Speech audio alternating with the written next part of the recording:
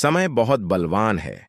समय से बड़ी इकाई शायद ही कोई होगी, और जब हम हमारे धर्म में वर्णित युगों और कल्पों की बात करते हैं तो अपनी आयु बड़ी छोटी महसूस होने लगती है। हमारे सनातन धर्म के अनुसार हमारा वर्तमान मनवंतर 7वां है। ब्रह्मा जी की आयु का एक दिन एक कल्प के बराबर है, और एक कल्प में 14 मनवंतर होते हैं। तो आइए जानते हैं कि आने वाले 7 मनवंतर में भगवान विष्णु के कौन कौन से अवतार होने वाले हैं। यह आवाज श्री भागवत पुराण के 8वें स्कंध के 13वें अध्याय से लिया गया है। श्री सुखदेव राजा परीक्षित से 8वें मनवंतर का वर्णन करते हुए कहते हैं कि 8वें मनवंतर में स्वर्णिम मनु होंगे, उस समय के देवताओं के नाम सुतपा बिरजा और अमृत प्रभ होंगे, और इन देवताओं के इंद्र विरोचन के पुत्र बलि होंगे।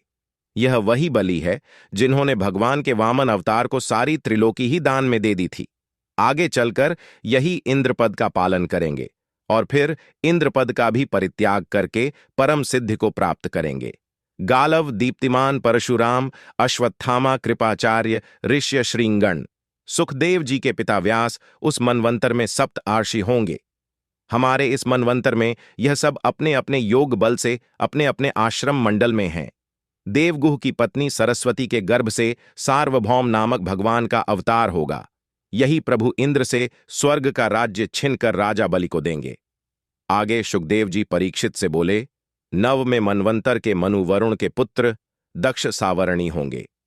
उस मनवंतर के इंद्र का नाम अद्भुत होगा, और द्वितीय महानदी सप्तर्षि होंगे, और भगवान कला अवतार वृषभ आयुष्मान की पत्नी अंबुधारा के गर्भ से होगा।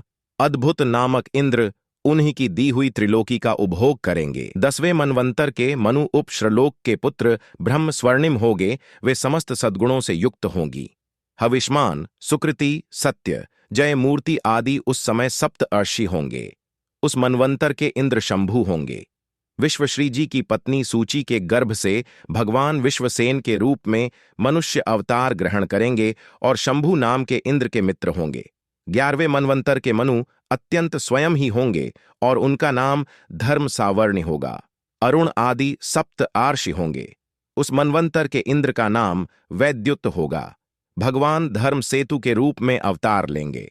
पिता का नाम आर्यन और मां बेधरिता होगी, और भगवान त्रिलोकी की रक्षा करेंगे।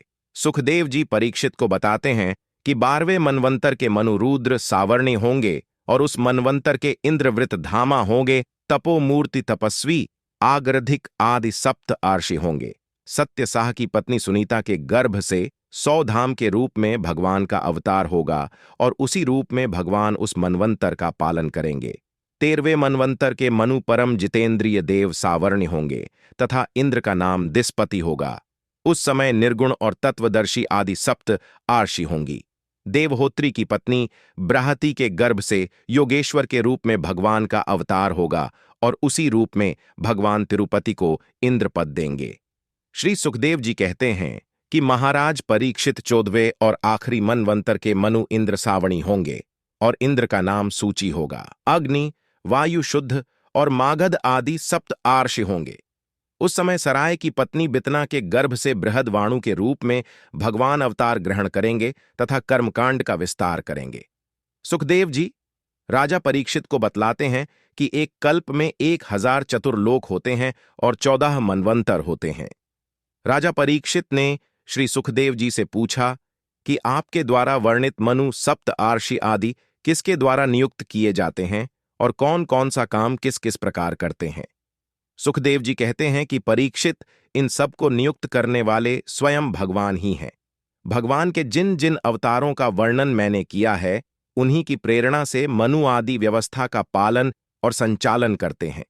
एक चतुर्योगी के अंत में समय के उल्टे फिर से जब श्रुतियां यानी वेदों का ज्ञान नष्ट भ्रष्ट सा हो जाता है, तब सप्त आर्षि अपनी तपस्या से पुनः उनका साक्षात्कार करते हैं, और सूचियों से ही सनातन धर्म की रक्षा होती है।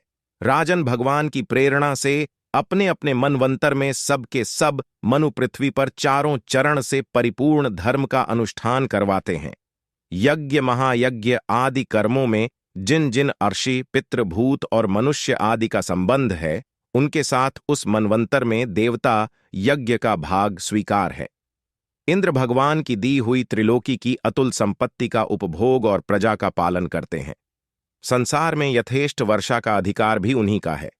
भगवान युग युग में सनक आदि सिद्धों का रूप धारण करके, ज्ञान का ऋषियों का रूप धारण करके, कर्म का और दत्तात्रेय आदि योगेश वरों के रूप में योग का उपदेश करते हैं।